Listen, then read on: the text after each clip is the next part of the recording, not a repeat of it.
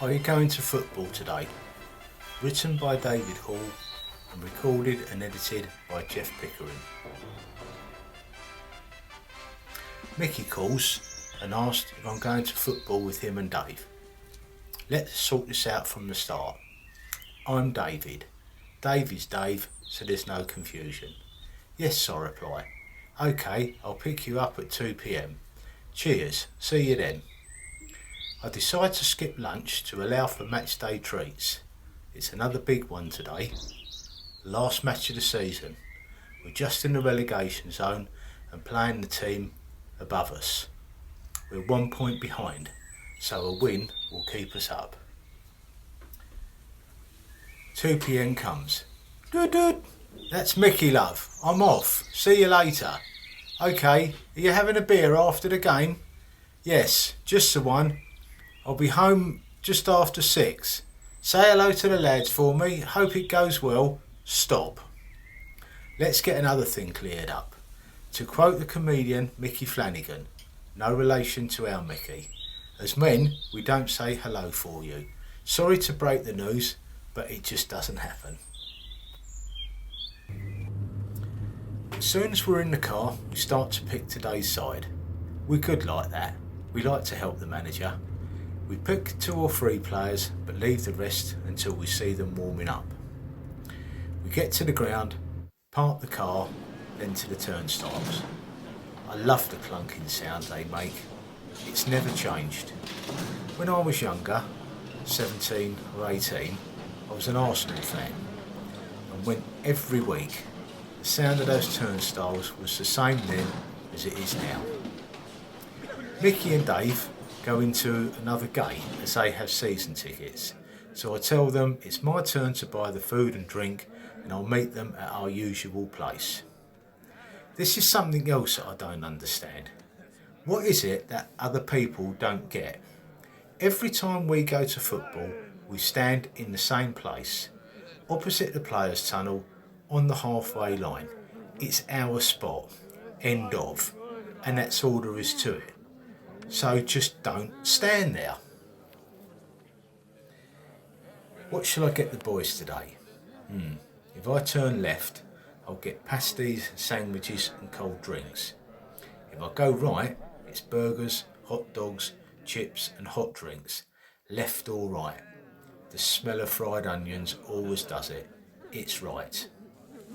Mickey and Dave aren't keen on burgers, so I'll get them hot dogs. Hello Betty, how are you today? Fine thanks, you?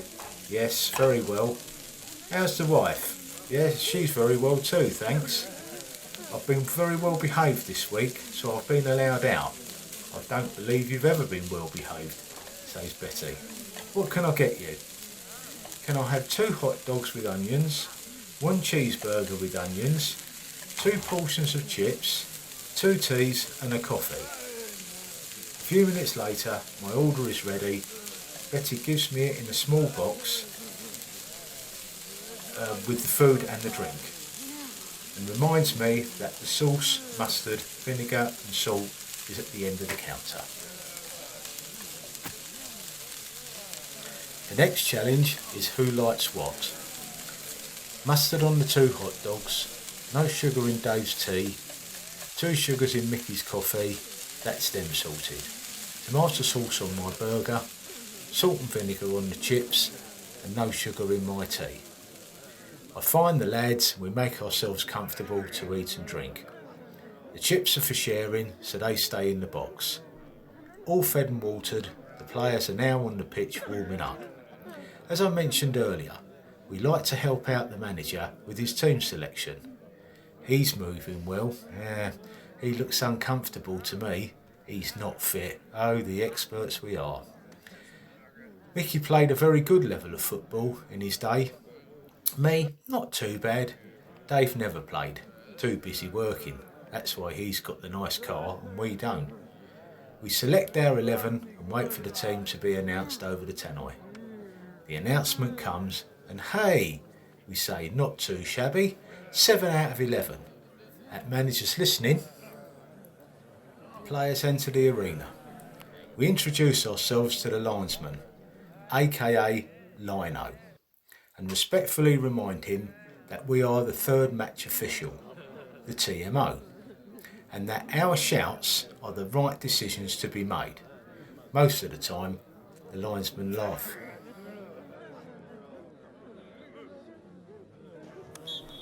The referee blows his whistle and we're off.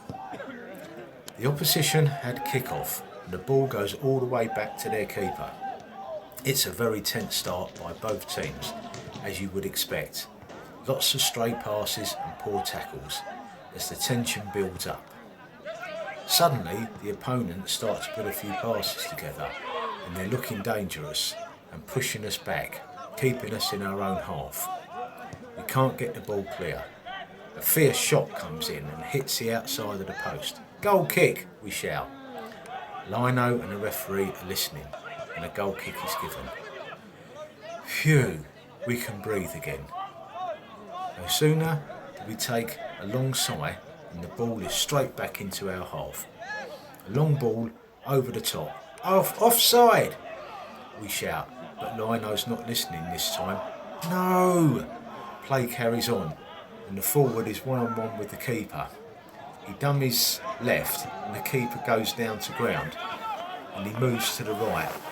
The sure side foot into an empty net. Goal! Disaster! They're one up and the better team roll on half-time. Half-time comes with no further incident. Time for a cuppa and the half-time analysis, including what subs we think need to be made for the second half. Why did he start him? We said he was out of form. Our fullback's just not keeping up with play. We need to change things. The second half is about to start and the half-time substitutes are announced. What? No! Why is he being taken off? We're now down to 6 of our starting 11. What's that manager thinking of? The whistle blows and we're out at them from the start. For 10 minutes we're by far the better side. A couple of close shots come, a corner, but nothing comes of them. We're puffing air again from our cheeks, this time with expectation. The home crowd is really starting to get behind their team. The volume has been turned up loud. However, the decisions aren't going our way, despite all the encouragement and advice we offer Lino. Mickey pipes up. What a ball from our fullback, you know, the one we were moaning about at half time. Right to our winger, who chests the ball brilliantly past their fullback, and he's off. They won't catch him now. He moves to the edge of the box and their centre half comes to close him down. The half-time substitute, you know, the other one we didn't want, suddenly finds space and the ball is played to his feet just inside the box. We hold our breath. No, he sits it first time and bang, it's in the back of the net. The keeper hasn't even moved. The crowd erupts, well, most of them. It's 1-1. Someone behind says that's an inspired substitution. Great managerial decision. We mumble under our breath. Not too bad. We'll have to give the manager that one. The crowd settles. 20 minutes to win the game and stay up. We quickly win the ball back and we do everything but score. We hit the post, hit the bar, corner after corner, but the ball just won't go in. 5 minutes left. That pesky half-time substitution we didn't want has the ball and is moving towards the penalty area. He tries to go right and then left, but no joy. The defender has slowed him down to a near stop. He invites the defender to go left, and he does, along with the keeper. But our boy hits the ball with a sweet right, and it goes in the top corner. 2-1 to us. I haven't heard so much noise in a long time. Everything goes in the air. Scarves, cold tea, beer, leftover hot dogs, everything. Surely we're staying up now, and that's the chant from the whole home supporters. We are staying up, we are staying up, time and time again. Before anybody realises, The game has restarted, but there's no stopping us now. We're staying up. The boys managed the remaining minutes out, cheered on by a very noisy crowd. The final whistle goes. Loud cheers ring around the ground, and the players respond with a clap around the pitch to thank the supporters. The very happy home supporters slowly leave the ground. A few minutes later, we're in the pub. And a long time later, we get our beer. I text my wife to say that we've won and may be a little late, but no later than 6:30. A very quick reply comes back, not too much later. We discuss the game and have to concede that perhaps the manager does know what he's doing after all. Dave says, "Shall we have another beer?" "Not for me," says Mickey, "I'm driving, but you two have one." We look at our watches and it's 6:20. Let's just have a quick half. Well, chaps, what are we going to do till next season starts? There's always walking football to look forward to twice a week, says Dave. We finish our drinks and make our way home. Mickey drops me off and we say our goodbyes. I put my key in the door and my wife shouts, "Is that you, darling?" "No," I shout back, "it's the milkman." "OK, I'll just have 2 pints today and I've cooked my husband's favourite dinner, burger and chips. It won't be long." "Oh dear," I say under my breath. "Pour yourself a beer and I'll have a glass of wine." I do as required and settle down for a happy evening.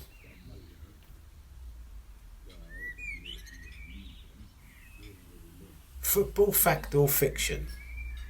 When did ITV's The Big Match finish? 1992. The host and main commentator Brian Moore, who was there from 1968 to 1983, suffered from travel sickness, which was why there was always a London club in the main match. On a good day, he could get as far as Luton Town. Sorry about this. How many Ds are there in Match of the Day? 1. No, there's 426. D D D D D D D D D D D D D D. Sorry again, I couldn't resist. Finally, to quote a very good friend of mine, Stuart, he ends his emails to the Walking Football team with, "The older I get, the better I was." Finally, always remember, blessed are the losers, for they determine the winners. The end.